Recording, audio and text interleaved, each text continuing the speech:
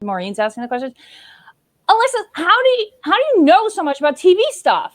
Should I just read your bio? Because I should have, but I was just like, oh my God. Because I read the Dancing with Stars one, and then now this one, and I'm like, gee, how does she know all this? Because you That's true. Work in television, a lot of research.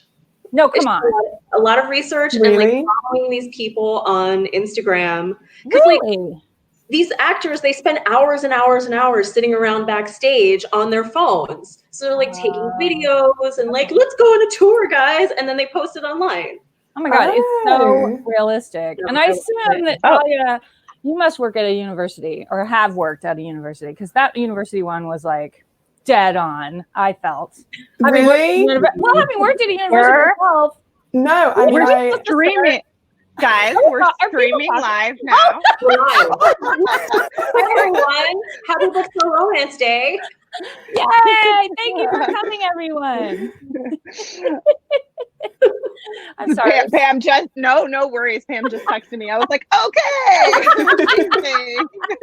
was so fun. It's so fun to see people and talk. We got carried away. Okay. Amazing. Hi, everybody. I'm Maureen Lenker from Entertainment Weekly, and I'm really excited to be hosting this panel for Bookstore Romance Day with Meg Cabot, Alexis Daria, and Talia Hibbert.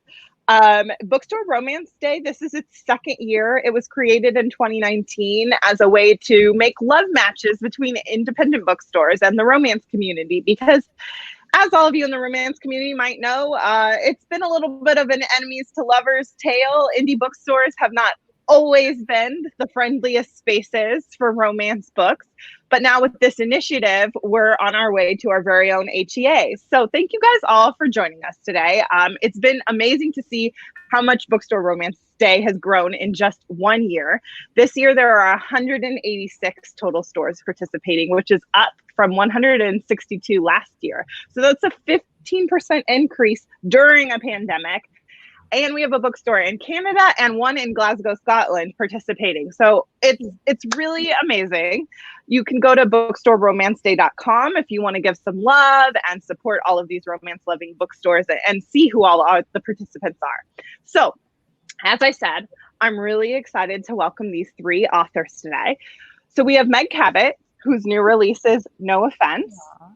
We have Alexis Daria, whose new release is You Had Me at Ola. And Talia Hibbert, whose new release is Take a Hint, Danny Brown. And so each of these authors is celebrating a specific bookstore today. So, and you can get signed copies of their titles at that store in question. So, ladies, why don't you start by talking a little bit about the bookstore that you're repping today? Call on us. Oh, great. Yeah, sorry. Alexis. So you can get signed copies of You Had Me at Ola from Love Sweet Arrow, which is a romance-only indie bookstore around the Chicago area. It's only the second romance-only bookstore in the country. So we are really happy to have them and super happy to support them. And they will have signed copies, and I'm also sending them some more of the stickers. So you can get one of those too. So cute. Love it. Talia. So you can get signed book plates, or book plates in the book, from Blue Willow, which is in the US while I'm in the UK. So that's why I haven't actually signed the books and sent them over, because it would be a bit tricky. But yes, they're basically signed books, just like a sticker sign, and it's just as good. So highly recommend. I hope you enjoy them. And Meg. Yes, so you can get signed copies of No Offense from Schuler's, which is a independent bookstore. There's actually a couple of them in Michigan, and they've been doing my books for a couple years now. They've sent me huge crates of books to my house, and I sign them and send them back, and you don't have to worry about them running out, because if they do, they'll just send me more. But I'm also doing book plates like these two other ladies, so you guys can get those at any time. Amazing.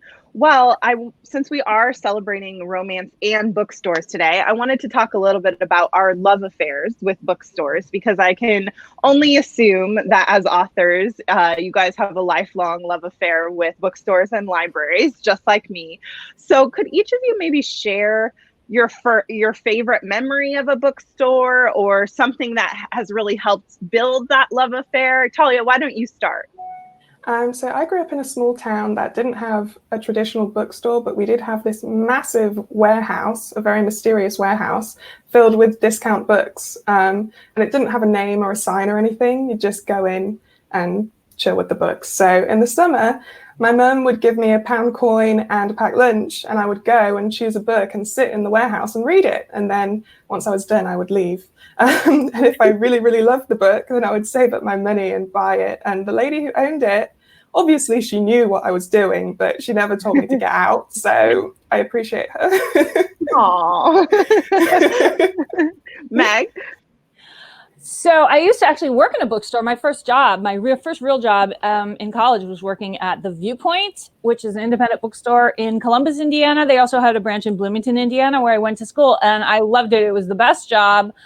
We used to have all sorts of people. You know, you get the real lovers of books, and you also get the weirdo book people that would come in. We used to call them, that had very specific book needs, but I loved it. It was the best job. My original job was wrapping the books for Christmas time, and then I became a very good wrapper, and I was moved up to actually selling the books. But I do have to talk about my incredible celebrity moment that I had working there. I don't know if you guys will know who this celebrity is, because it was John Cougar Mellencamp, the singer, yes, lived in Bloomington. He's kind of not, he's went through a thing where he dated Meg Ryan and it got weird. But at that time, he was married to his little small town love from Jack and Diane. And she used to come in and buy so many books. And she would bring her platinum American Express card, which we had never seen one at that time. We were so young. We'd be like, oh my God, she's coming with the platinum American Express card. And she would just buy so many books, like the big coffee table books that were like $80. And we would just be like, oh, if only we could be like Johnny Cougar. So, okay. I mean, obviously I love books anyway, but we really were like, wow, if only we could have an American Express Platinum card and buy all the books we wanted. And today I can. Johnny Cougar's wife. Okay, that's a terrible story, but it was pretty cool. That's awesome. Yeah. Shout out to Viewpoint. If you're watching, Viewpoint, still best job I ever had, except for this one. Aww. Alexis. So I also used to work in a bookstore. I worked at a Barnes & Noble in Manhattan for 6 years when I started when I was 19. Oh, wow. And it was the one that used to be in Chelsea and is now a Trader Joe's and a Michael's. And I do go to that Michael's a lot, or I used to before the pandemic. And it's hard to pick just like one memory. But since Meg shared a celebrity sighting in the bookstore, I will do that as well. I think probably one of the best ones was when I got to help Harrison Ford. He used to come in a lot with Callista Flockhart, and just buy books. And the only one that I remember was like he was looking for Jamie Oliver cookbook. Oh, really? Nice. That is a good celebrity sighting. You get a lot of points for that. And the fact that he was buying Jamie Oliver is really good. And my dad actually happened to be there that day. He had stopped in like to say hi to me and buy a book, I guess, after work. And I was like, Harrison Ford is over there. I'm just gonna imagine Han Solo cooking veg now for like the rest of the day. That's a good one. Wait, that's way better than Johnny Cougar, I have to say. I feel like those are both on brand though, like John Cougar Mellencamp, small town. Harrison Ford, Manhattan. It works out. Pretty good. So all of your books have, well, honestly, most romances have this push and pull of sort of a reluctant attraction. Meg, in your case, Sheriff John Hartwell is part of a case that Molly, your librarian heroine, sort of wants to be involved with. So there's some question of whether either of them feels comfortable pursuing that attraction. Alexis, you have this really beautifully calibrated rehearsals, and is the attraction in the on-screen romance becoming too real. And then Talia, your book is a fake relationship, partly because your heroine, Dani Brown, doesn't really believe that she can have a real one. So what is the key to kind of layering attraction with sort of fear or resistance of relationships? Sorry, I keep forgetting I have to call on people. Meg, you go first. I knew you were going to call on me. I don't know. I mean, I think so much of it is like real life. I think that when you really are attracted to someone and you just don't know if they like you back and you don't really know how to handle it. I mean, I think that that's kind of what we're writing about is how do you even do it in real life? And so also, especially when you're kind of going for somebody who you do kind of have maybe a little bit of a love and hate with, in my book, Molly is a librarian and she has some ethical conflict with, well, I already talked to you, Maureen, about how this sheriff in this book is based on Chief Hopper from Stranger Things. And she's kind of like, I don't know, do I want to get involved with this guy? And also they totally disagree on the mystery that they're supposed to be solving and how to go about doing that. So, and that's what makes reading so fun, is to read about people who maybe shouldn't be getting involved with this person. And that's what makes the romance fizzle, and it makes it so fun to read about. Yeah. Alexis, what about you? For me, it's really about showing the characters why. Like, why do they think that they don't deserve or are worthy of love? Like, where did that come from? And then over the course of the book, kind of breaking that down until they realize, like, oh, no, I actually am worthy of love and I can have this and it's okay. So, there are those external factors too. Like in Ola, it's, all about like, Jasmine not wanting to rebound into another romance and the fact that they work together, and then Ashton has all of his reasons as well, and they're valid reasons, but then there are also these internal reasons that for me, watching the characters like kind of get over all of that stuff is what makes the HEA more believable and satisfying. Yeah. And Talia? I feel like obviously everything Meg and Alexis said already, they got it spot on, but it's a bit like, breathing on a fire. It will either start the fire or put it out. You can probably tell I've never started a fire, but I think that's right. You have to get like the balance, right? So for me, when I'm doing that kind of thing, it's almost always in the editing after the fact that I actually make it work and make it good. Because like Alexis said, you have to show the reason why and make it make sense and be like true to the characters. So, but you have to keep the fizzle and the spark as well. So I really have to like tweak and make sure that everything is balanced. Yeah. I wanted to talk about setting for a moment because it plays an important role in each of your books, so much so that we were all talking about it when we first came on here. Meg, your book is on Little Bridge Island, which is a fictional version of Key West. And Alexis, yours is in New York City, but predominantly on a television set.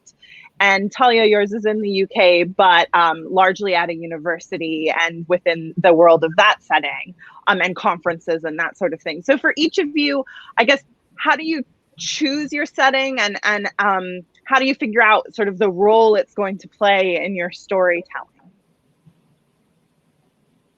You have to call somebody. Sorry, I'm never going to remember that. Talia, you start. I'm actually not that great with setting because I never go anywhere and I'm bad at geography. And so a lot of my settings tend to be kind of domestic. But with the university, because it was a fake relationship, they needed that public element. They needed people watching them. So I chose a university because a space like that is still like a home, it's somewhere where people can be in their element, which then allows them to be more emotionally vulnerable with the romance. But also, if you take a hint, Dani Brown, that the university setting was important because Dani is an academic and a lot of her self-image is built up around the things she can do and how well she's doing at work and the goals she wants to hit. So I feel like for me, setting is just 100% tied to character. Yeah. Alexis. Yeah, I would agree with that. The characters in the book spend most of the time in a production studio, but for me, that's their workplace. It's a workplace romance. They just happen to work somewhere other than an office, because I don't know what offices are like. I really worked in one. But it also has to do with the fact that I tend to write about people who are from big cities or living in big cities. And I think most of my characters have been New Yorkers, because I am. But I knew that I wanted Jasmine's like Puerto Rican family to be based in New York, and that she was kind of going to be coming back and making this decision of like, you know, do I stay in New York or do I go back to LA, like as an actress? And then with Ashton, you know, he goes to Puerto Rico also because that's where he's from. And I wanted to show these kind of the range in, you know, Latinidad and being Puerto Rican. Like, it's not just one experience, even if you have the same like cultural heritage or background. So Jasmine is second generation and like on both sides of her family, and Ashton grew up in PR. So it's showing that difference, but then also what they have in common and the similarities that tie them together there. And all of that comes from setting too, right? It's just world building. Nice. And Meg?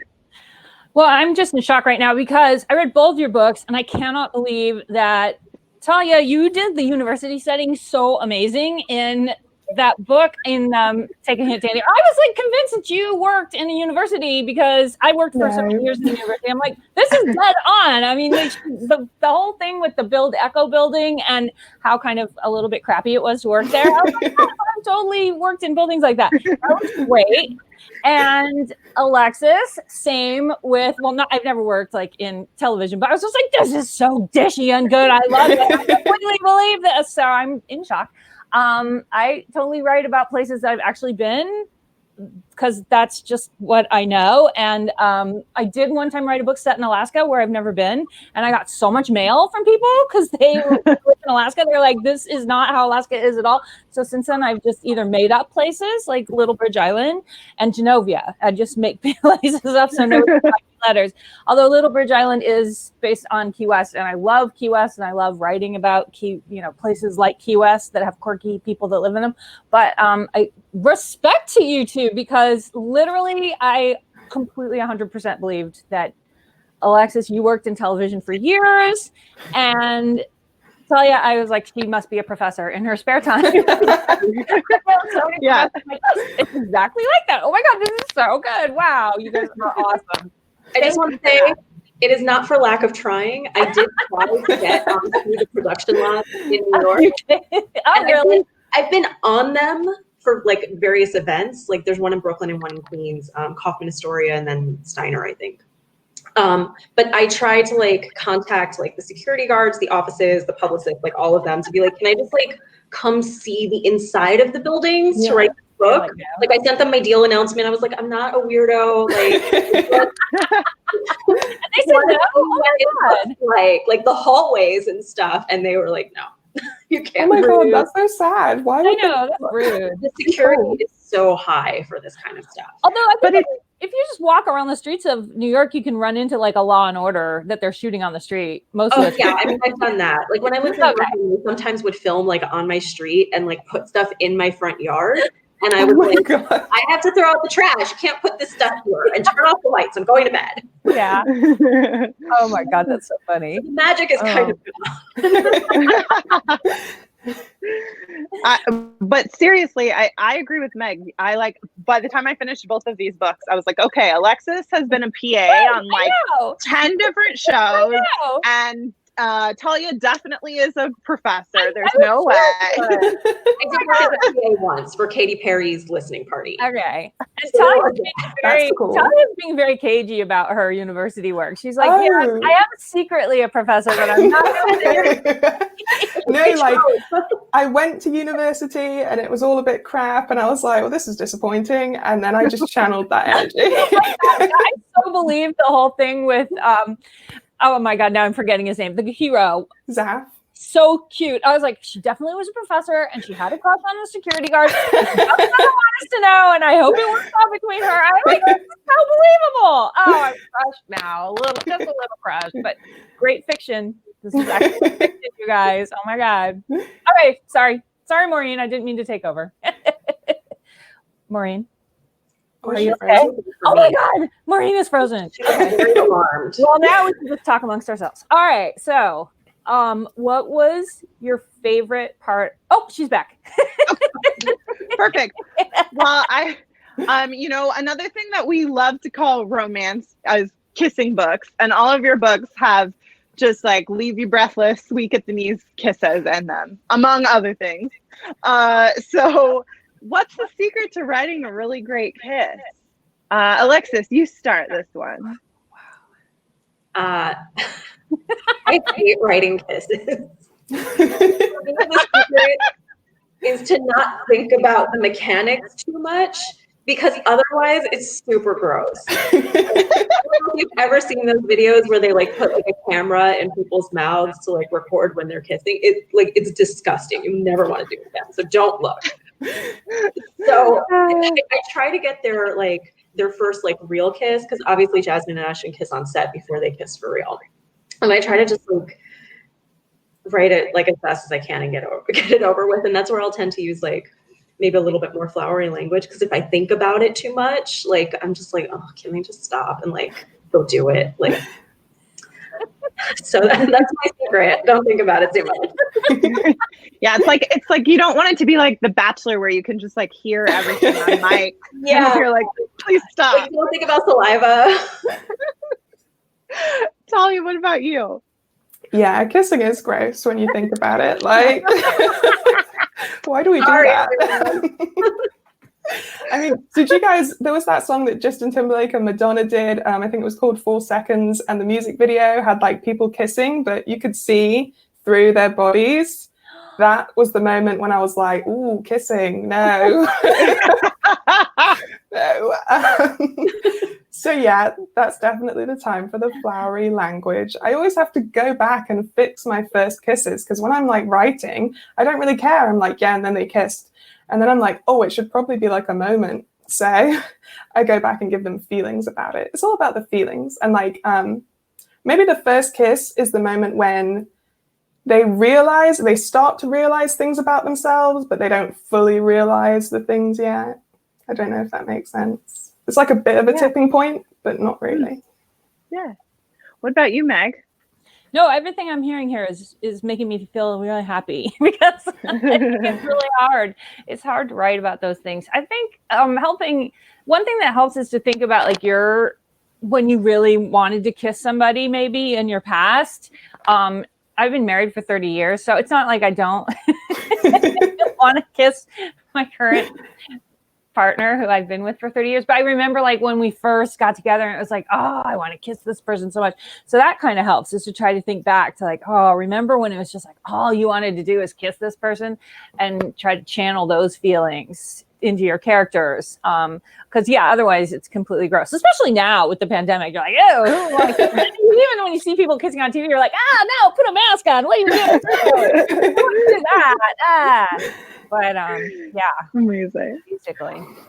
Well, Meg, you have been inspiring writers and young women for a while now, and Alexis and Talia, you are some of the most refreshing, inspiring voices coming into the genre right now.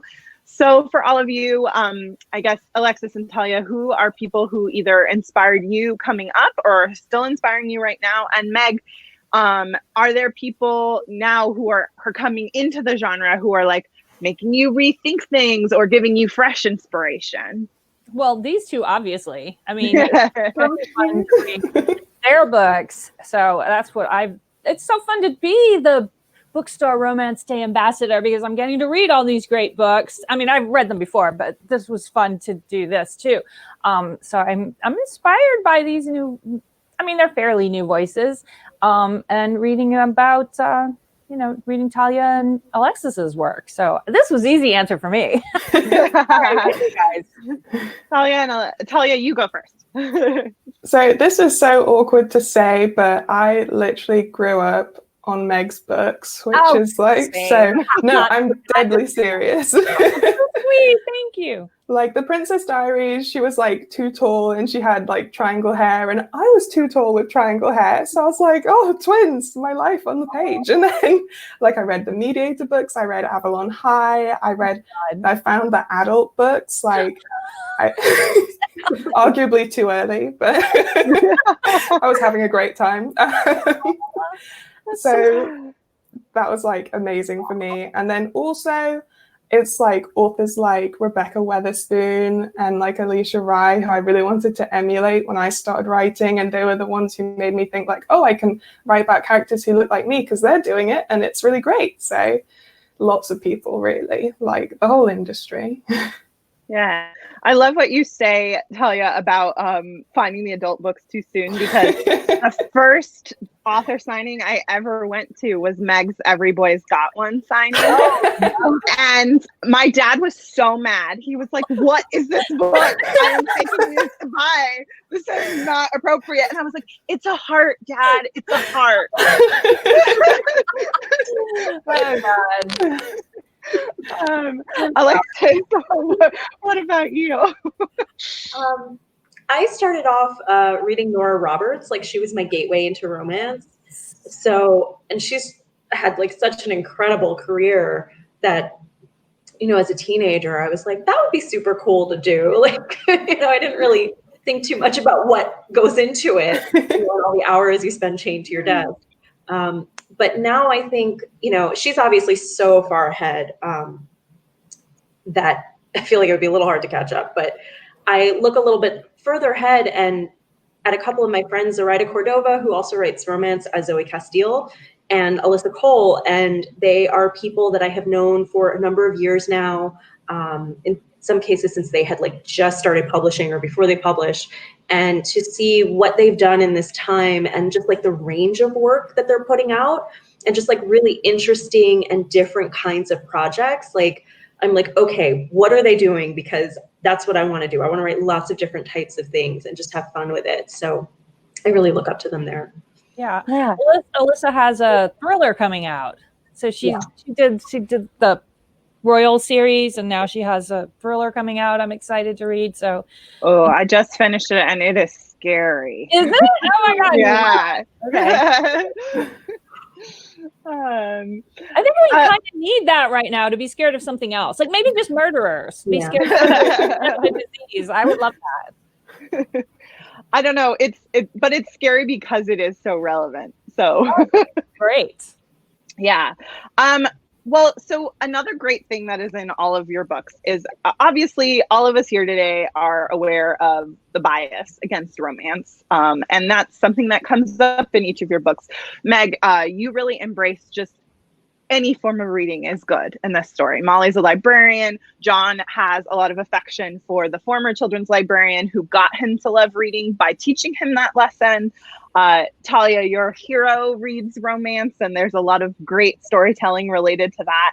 And then Alexis, you sort of hit on it metaphorically through the telenovela, which has a similar audience and suffers from a similar sort of stereotype. And we've heard it all, from smut to trashy to all of those sorts of things that we know is just sexist, plain and simple. So why did you guys choose to speak to those things or address them in your storytelling? Talia, you go first. When I'm writing these books, I'm kind of trying to write the world as I wish it was. And so it seemed natural as an extension of that to kind of treat romance the way I wish people knew that it is.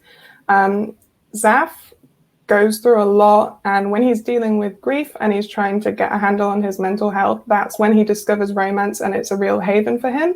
And I just felt like that is, to an extreme extent, reflective of almost every romance reader's story, right? We all want somewhere where we can be just safe and happy and comfortable when we're reading, whether it's just because that's what you like or whether it is like a coping mechanism for you.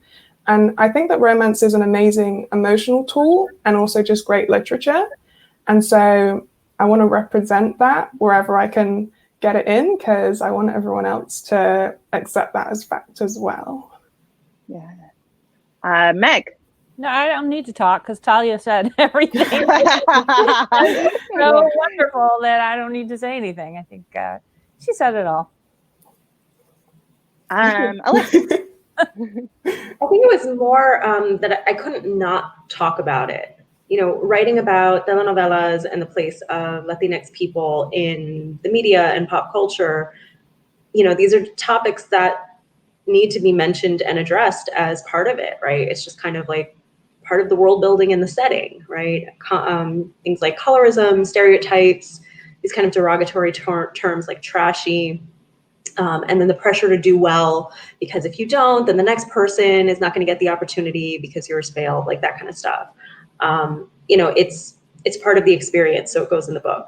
And yeah, there really is that same kind of connection with these forms of storytelling, with telenovelas, soap operas, romance novels, where they're hugely popular and a ton of work to pull off well, but people call them formulaic or trash.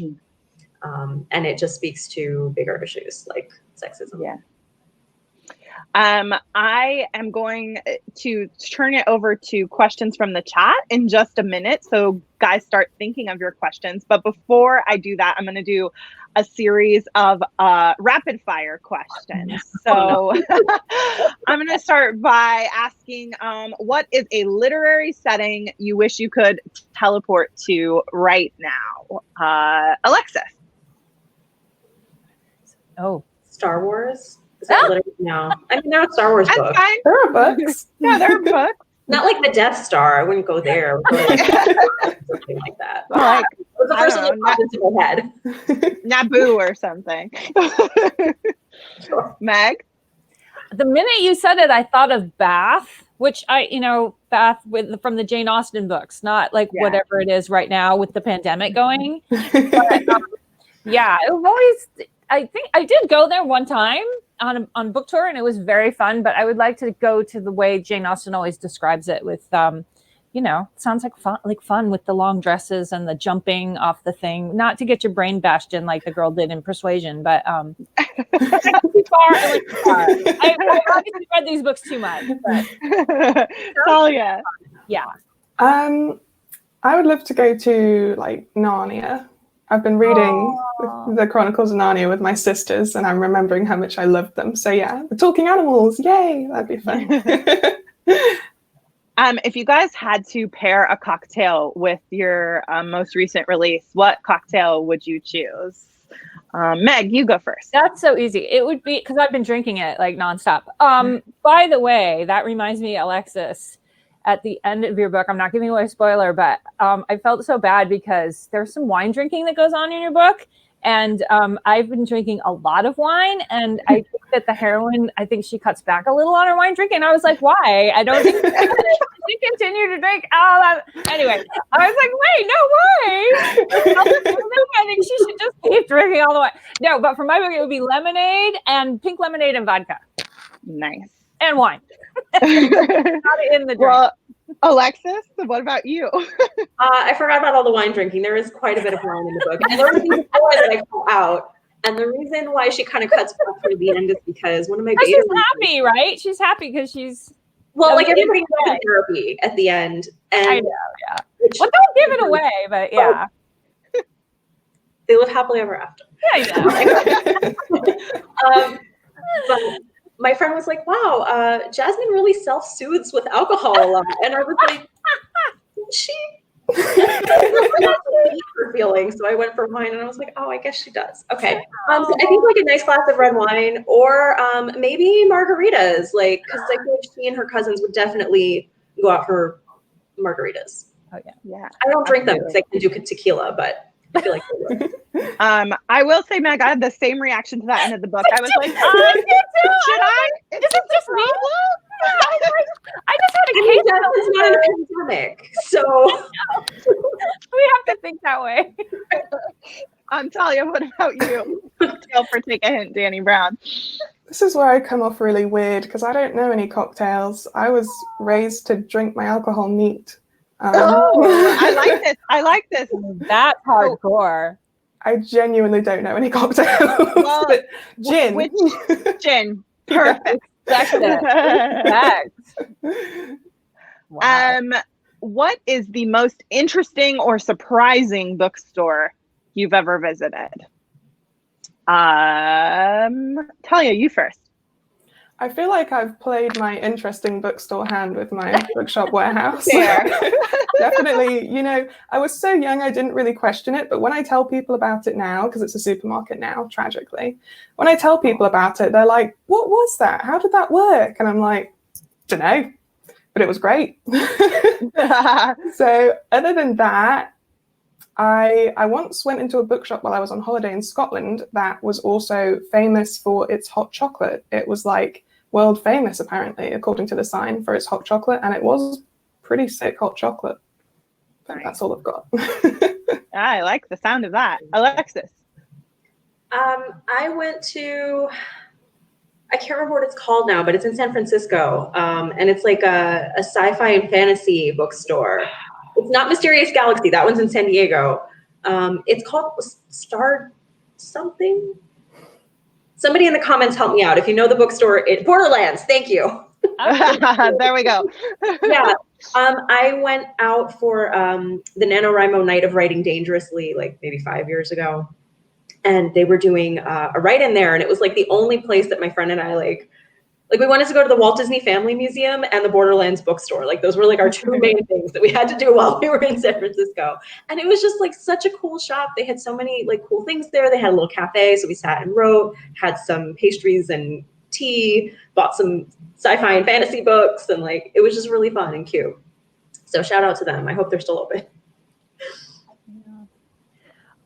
For me, it was so long ago, and I know this bookstore doesn't exist, but it was called the Thunderbird. It was in Carmel, California. Mm-hmm. And it was, I know that this doesn't sound that interesting now, but it had a restaurant and also books.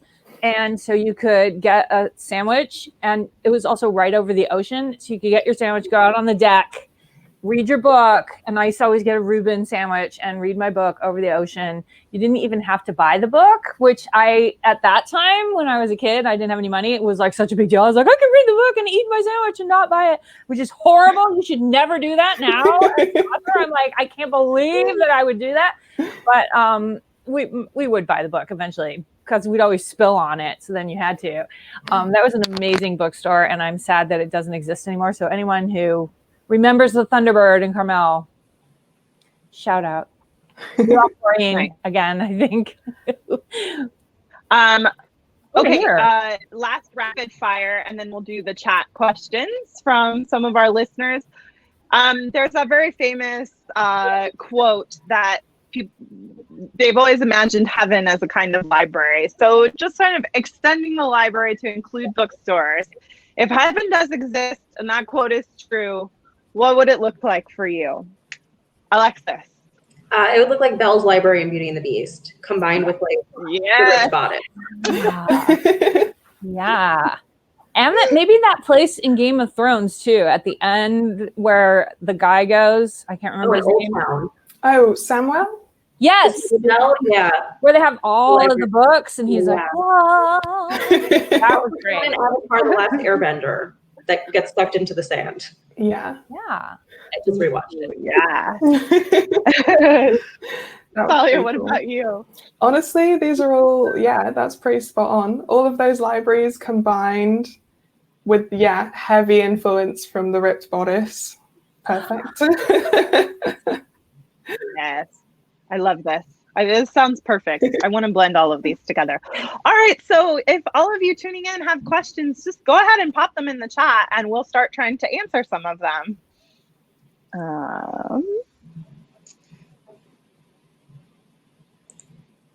Waiting to see her.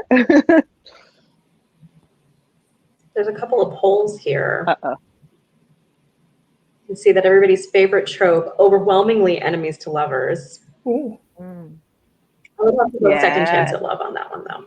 Really? That's cute. Oh, and which love interest makes you melt? And cinnamon roll is definitely number one, which applies to Zaf for sure. Okay. I love this question. What is the craziest thing you've done in the name of book research?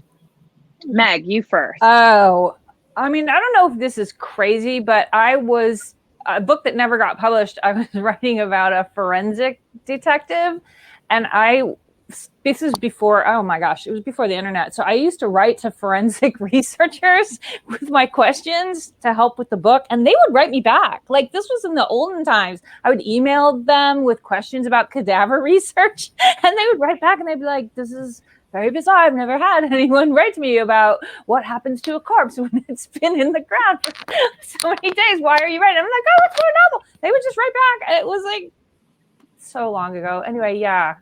I was obsessed with corpses for a long time. This was before the Princess Diary. Believe it or not. Yeah. So it looks like we actually do have like 20-something questions in the Q&A box. Yes, there. Pam just pointed those out to me. Alexis, do you have a answer to the research question? I mean, aside from trying to talk my way onto film sets, I did, when I was writing the second book of my dance-off series, I texted my cousin who used to do ballet, and I was like, how quickly can you take off toe shoes? And she was like, hold on. And she went and got her toe shoes and took a video of herself putting them on and taking them off so I could see how it was done and how quickly it could be done. That's awesome. Talia, I know you said you don't go anywhere, but I feel like you must have done something interesting for research. I mean, you'd hope, but you'd be disappointed. No, I did do one thing. It wasn't that interesting. I wrote this book about a fruit farmer, and it was based on a very small village near where I live. And there is a fruit farm that does lemonades and other fruit cordials that are sold all over the place. So I thought, as part of my research, like, oh, I can go there and look at the fruit farm. So I emailed them like, hi, I'm an author. I want to write about fruit. And they didn't reply. So I was like, oh, they must be really busy. They just didn't see my email. So I emailed them again. I was like, hi, it's me. I still want to learn about fruit. And then they emailed back like, you can't come here, leave us alone. And I was like, oh, sorry. Rude. Oh. Yeah, that's so rude. That's really rude. And also, why do they have stricter security than a television set? I know. So another great question I saw was, if you could choose one book to rewrite that is not a romance and make it a romance, what would that book be? Talia, why don't you start? Yeah. Oh no, let me see. Well, as soon as someone has an answer, you have it, Alexis, go. Game of Thrones. Oh, good. Yes. Yes. Yeah, that ending needs to be changed. Oh, God. I think that, well, I was thinking the Bible too is not, oh, is that controversial? Sorry. I ending think of that's that a one's good not too answer. good either. There's quite a few. Anything by Nicholas Sparks that's got a sad ending needs to be a little more uplifting, where everybody, not to give away the endings of most Nicholas Sparks books, but why does everybody have to die? I don't understand. So I've never read a Nicholas Sparks book, but when I was a teenager, I used to read Lurleen McDaniel. Oh my God, yes. Because the first one I read, they didn't die at the end. So I was misled. And then my mom kept buying me those books. And I finally was like, you have to stop getting me these books. That's cruel. Yeah. No. This is probably a weird answer, but whenever I read like historical novels, like actual historical novels, and obviously they all die of like murder or gout or something terrible, and I'm like, this would be so much cuter if you just fell in love and were just happy. So I would rewrite history as a whole, I think. So sweet. I love it. So great. Exactly. Wow. I think Maureen is frozen. Frozen. So let's see what we have here. She always freezes in really nice positions. I Like I would know. freeze like. Okay, what are we all working on right now? Oh. Who wants to go first? I'm curious to hear what you're working on now. Me, I'm working on book 2 after you had me at Ola. Wait, who are the characters in it? It's her cousin Michelle and someone from her past. Oh, Nice. Ooh, second chance at love. Yeah. All right. I love a second chance. And you, Talia, what are you doing? Renee, right? I just finished the last one in the Brown Sisters series. Like I just handed that in yesterday. So Congratulations. Thank you. So now I'm You moving look on to like You look so paranormal. good, though. I mean, for What somebody do who you just handed mean? in a book yesterday, I would be like, my hair would even be crazier. I haven't washed my hair in like 3 weeks. Sounds about right. Just shoved it up. Wait, so you said you're going to do your paranormal next? Yeah. I'm going to do like a rom-com, but with like wolves and stuff, hopefully. That's See how it fantastic. goes. Wait, what about no witches? There will be witches in the background secretly, but we don't know about them yet. Nice. Okay. Meg, what are you working on? Okay, so in No Offense, if you recall, there's a new library. They get donated a ton of money and they're able to build a new library. And so the new library is going to put on a book festival. And all these authors are going to come to Little Bridge Island for the book festival. Maybe you two will be invited there. And Maureen, you too. There's going to be a stipend because in the future, there will be no pandemic and we will have book festivals again. And everyone's going to come and they're going to fall in love and there will be some enemies to lovers and it's going to be crazy. Yeah. That is actually due at the end of the month. So Is that inspired by the festival you do with Judy Blume every year, Meg? Yeah, Key West we do have a literary seminar and it's actually more inspired by book festivals I've been to as an author. I am on the board for that one in Key West and just the crazy things that happen at book festivals. Like when you're I don't know if you guys have been at the book festival and you're on the author bus going to the festival from the hotel and there's some like puppeteer for the kids who's on the bus too and it's like 8 a.m. and he's like, "Hi Meg, how you doing?" with his puppet and you're drinking your coffee and you're like, "I will kill you." Like I will rip that puppet out. That is going to be in the book, like all that kind of stuff. So it's naughty authors who are, just doing naughty things. And then the puppeteer. There might be a murder. I don't know. This is a great question. Are there any genres and or subgenres that you are eager to explore that you haven't done yet? Well, Talia just said.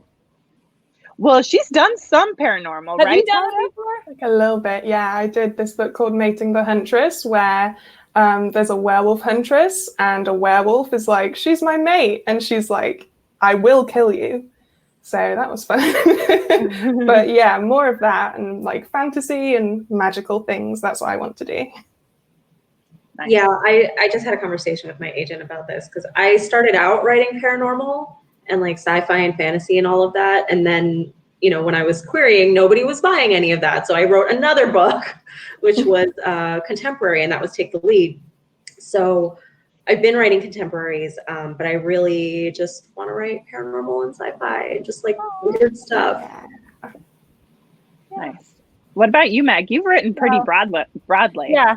No, I'm just gonna keep doing what I'm doing. I don't have any paranormal ideas right now, except I like witch stuff. I want to read your guys' stuff.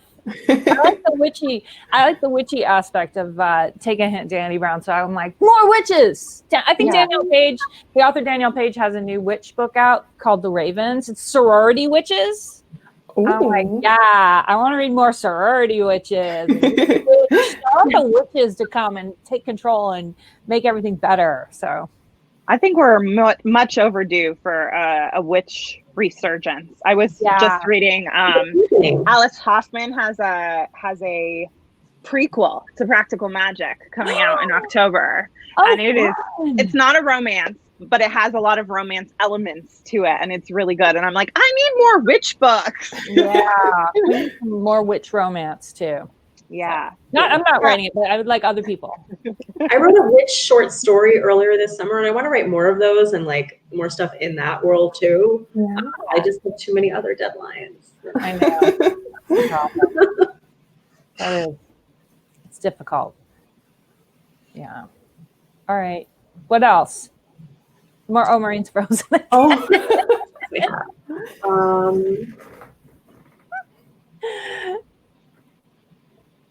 I hear a voice. Really? I think I heard Pam. I don't know.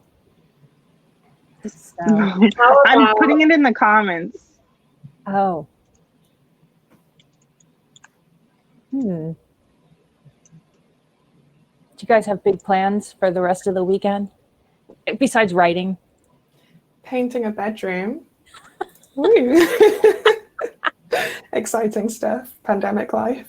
Pandemic life, yeah. Am I back? Yes, you are. Okay, great.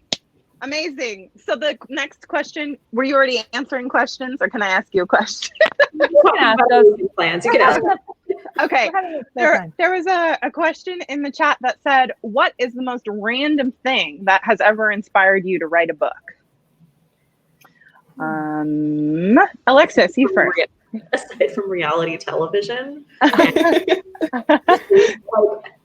wrote I think this was the last paranormal book I wrote, was like over 100,000 word book based on one 2-second snippet I watched of an episode of Teen Wolf while I had a fever. Love Teen Wolf. Wow. Something happened and I was like, oh my God, what if this happened next? And of course that thing didn't happen next, but then I wrote an entire book about what might have happened next in the paranormal world that I had already started with some other books. Yeah.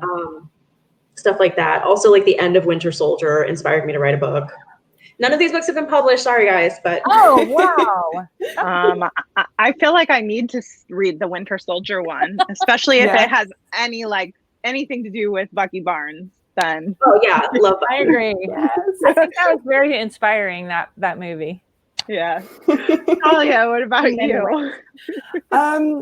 This is going to sound so weird, but actually Zaf from Take a Hint, Danny Brown was inspired by, I was walking through campus one day and I was like, what if there was a really hot security guard right now? There wasn't, but I was like, what if there was? Then I could flirt with him, and that was it. And 2-3 years later, I was like, hey, remember that? I'm going to make that guy now. So that was a bit weird. Well, you did a good job, because I was convinced that he's real. When I read that book, I'm like, that's totally a real person that he liked and possibly is having a romance with right now. I'm Only in my head. So good. Wow. Well, so this actual book, no offense, is really based on the fact that I found out that one of the librarians in Key West is married to a sheriff here in town. And I found this out, years ago, and based the entire Little Bridge series, I pitched this story first to my editor. I was like, okay, we're gonna do this. But then then the Hurricane Irma hit, and we went through that, and things happened during that I also told her, and she's like, oh, do that one first, about a girl who helps save all the pets during the hurricane, or right after the hurricane. So she's like, no, do that one first and then do the librarian one. And I'm like, but that was the first idea. But you know how it happens. So that was really bizarre, because finding out that the librarian ended up married to a sheriff, meeting him through the library, was how I got the idea for the entire series set in Little Bridge. So, and I got to interview her, and she in no way they in no way got together by solving a mystery. I was like, well, wasn't there something that happened at the library and you had to solve it? And she's like, no, not at all. It's the regular, he's kind of like the hot security guard. He was the regular deputy that would come in, just to check on what was happening in the library. And of course they started flirting. It is kind of like you're a little bit and then, eating lunch together, and eventually now they're still married. It's very cute. They're a very cute young couple. So it was kind of true, but they did not find an abandoned baby or solve a murder. Okay, last question. Well, obviously, we would like to see all of your books become TV series or movies. And Meg, you've had that happen with Princess Diaries. So, if outside of your books, if you could pick any romance series to become a TV show or a film, what would you choose? The Worst Best Man by Mia Simpson. Yes. Love to see that as a movie. It just is pure rom-com beauty, and would be so good, so funny, so sexy as a movie. Yes. Yeah. I think we all agree. I actually would like to see both of your books too. So you know, I think Reese Witherspoon, if you're watching, Reese, please, we love you. yeah, we've got some ideas for you. But there's other people who make movies. Talia, do you have one? I have so many. I'm super excited how many like romance properties have been picked up recently. I am thrilled. I would really love for the Side Changeling series to be like a super long-running Netflix series with the world's biggest budget and just like, oh, it would be incredible. So please make that happen, someone, please. Amazing. Wait, I thought of one more too. Wait, because you mentioned Rebecca Witherspoon, right? With Rafe. Yes. The Rafe the Manny. Yeah, I want to see that too. I think we all do. Yeah. Just like maybe a whole Netflix show of just Rafe. Yeah. Doing stuff. It could just be like Rafe making lunch. It could be like it could be like a Quibi series where it's just like 5 minutes. Yeah. Just like Rafe folding laundry. Rafe making lunch. Right. Oh, is the Reluctant Royal series being made? Has anybody optioned that by so. Roll? Okay. Yeah, that probably has. I hope so. Yeah, okay, amazing. Well, I think that's all the time we have for today. But before we go, I wanted to ask you guys to plug the bookstores that you're partnered with again, because when we started, we weren't live on Facebook yet. And so Pam wanted to make sure that the Facebook audience gets that information too. Okay. Calling us. Alexis, go first. So you can get signed copies of You Had Me at Hola from Love's Sweet Arrow, which is a romance-only bookstore in the Chicago area. And you will also get, in addition to an actual signed copy, because they are also sending me boxes of books to sign, a sticker of Ashton and Jasmine. Oh, so cute. Okay, Talia. So I've got such a big pile of books here and none of them are mine. So you can get Take a Hint, Danny Brown. Well, the book itself is not signed because you can get them from the Blue Willow Bookshop, which is in the US, and I'm in the UK. So sending physical books was a bit tricky. But I am signing book plates, and I'm going to do my best to put hearts and smiley faces and things on them as well. So you should all check that out. Amazing. And last but not least, Meg. Yes, you can get copies of No Offense signed from Schuler's Bookstore. They're in Michigan, and they're amazing. They have boxes of signed books, but they also have book plates in case they run out. So signed. Amazing. Well, thank you. Before Take we a picture? Yeah, let's do that. Also, I forgot to hold up the book. So everybody hold up your books. And then do a screen grab. Hold on, let me get it going.